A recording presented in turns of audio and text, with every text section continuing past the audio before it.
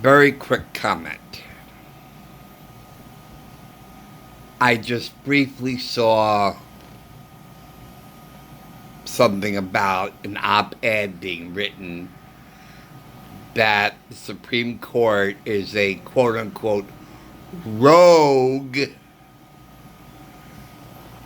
and power-hungry, quote-unquote, institution or whatever.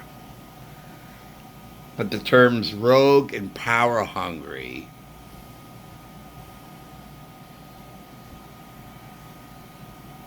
I mean, whoever wrote that is entitled to his opinion. After all, it is an op-ed. But I must say that's a very distorted and sick perception of the role the Supreme Court has in our country. There are three, and this is what I learned when I was in school. There are three branches of our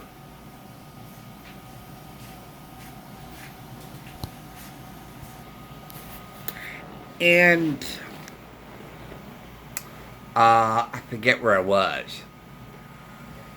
Now, it's so distorted. Oh, right. When I was in school, and I learned about the American country. Sorry, Jim. I thought you had it, darling. All right.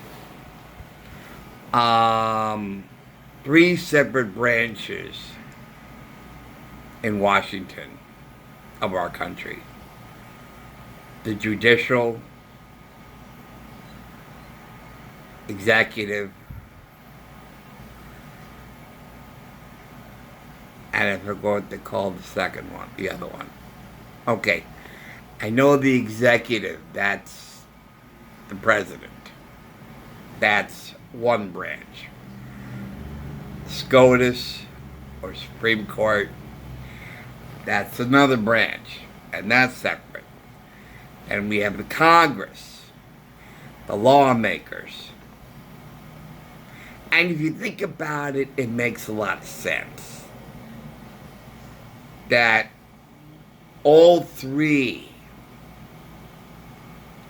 are running this country. And to me, the Supreme Court was always this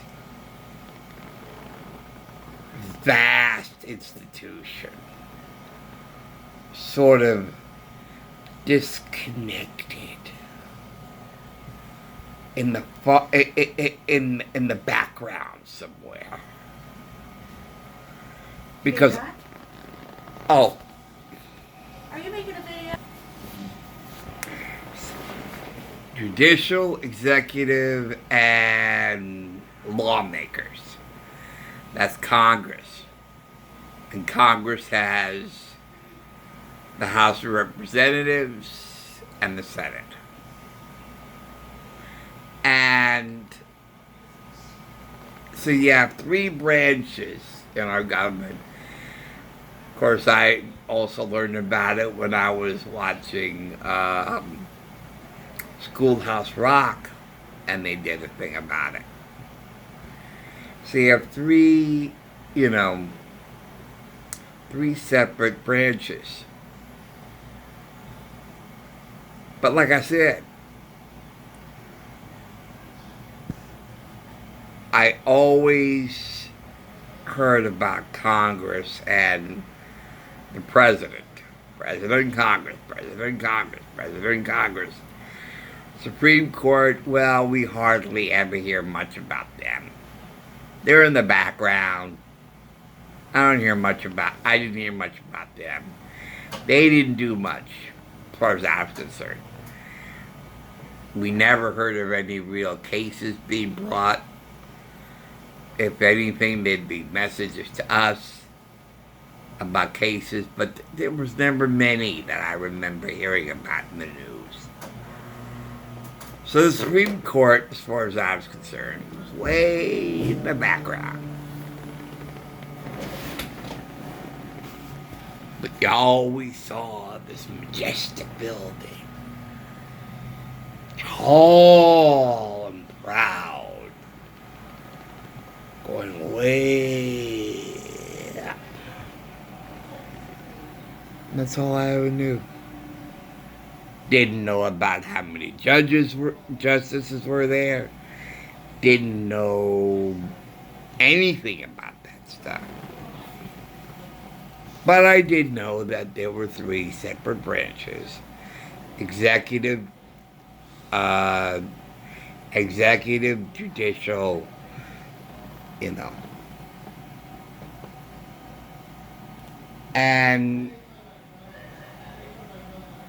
But there was something else I always heard too.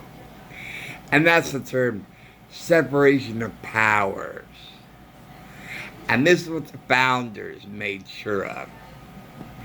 That to prevent tyranny and to prevent our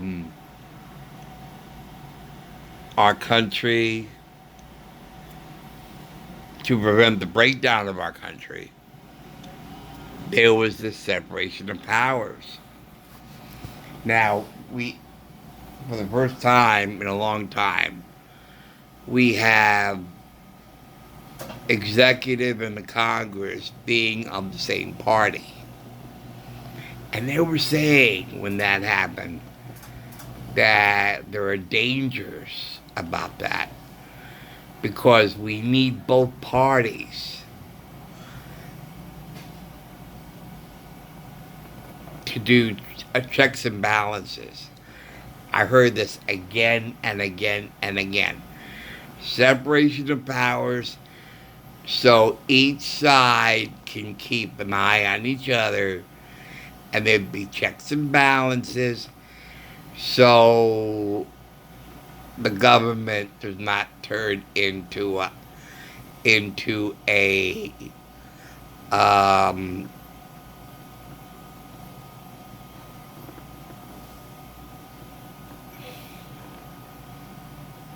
does not turn into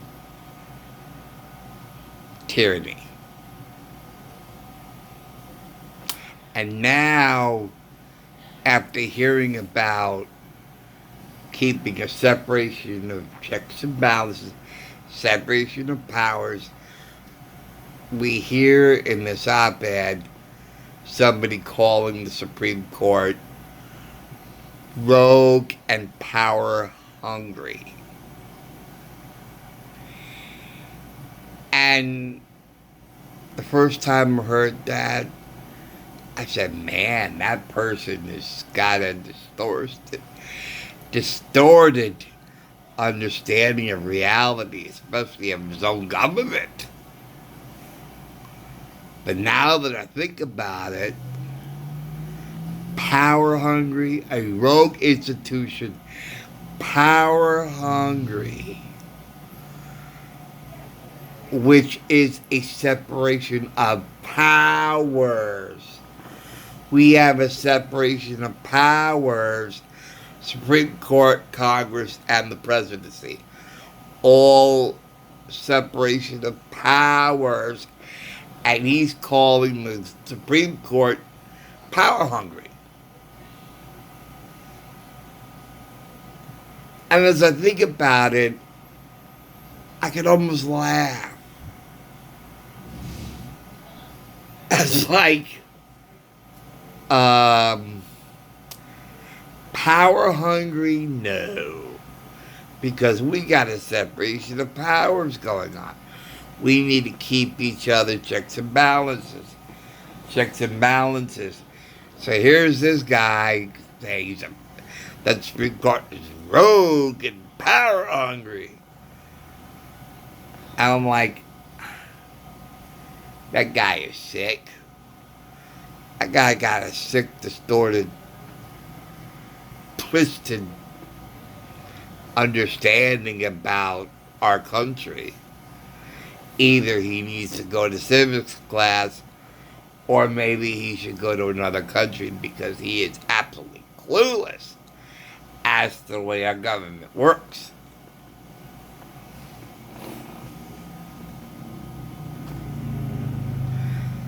But then I learned the op-ed was in the New York Times. Surprise, surprise, surprise. I used to look up to the New York Times. I don't anymore. I used to look up to the Daily News. And I don't anymore. I thought I could look up, I thought I could look up to Newsweek and Time. Can't anymore. But especially the New York Times. It's sad. It is so sad.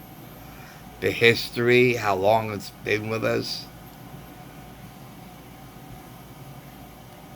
I mean, I grew up getting the Daily News every day, Monday through Sunday, and the New York Times on Sunday only. And I remember getting the New York Times and bringing it into the house. And it looked so majestic, so thick, so many sections, so much information. It was about, I think, about this thick.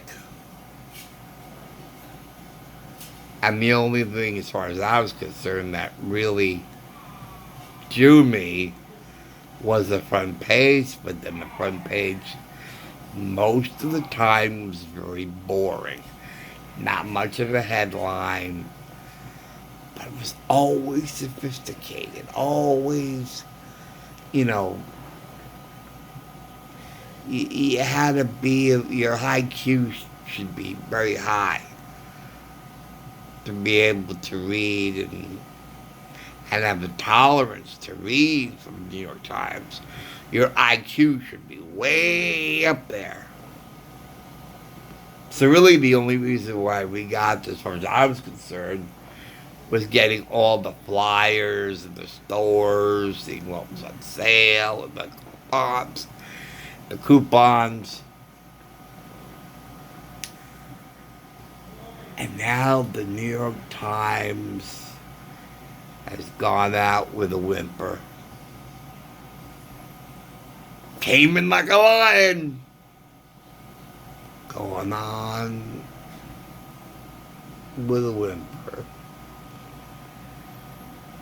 And so, so the New York Times op-ed. So in this person's opinion,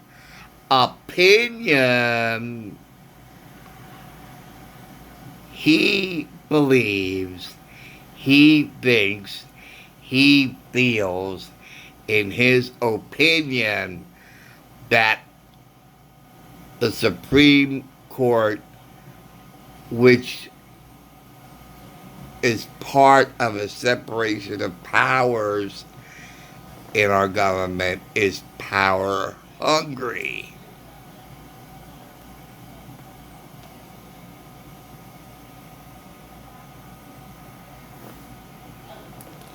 Oh well, everybody's entitled to their opinion. Even this poor person doesn't have a clue as to how our government works. It's a shame. It's very sad. But like I said, everyone's entitled to their opinion. Well, lots of luck to that person. I just, well, sad and ashamed. Okay, that's it for now. I think that's it for today. Okay, thanks for watching. Thanks for listening, and I'll see you guys later. Okay? Take care. See you soon. Bye.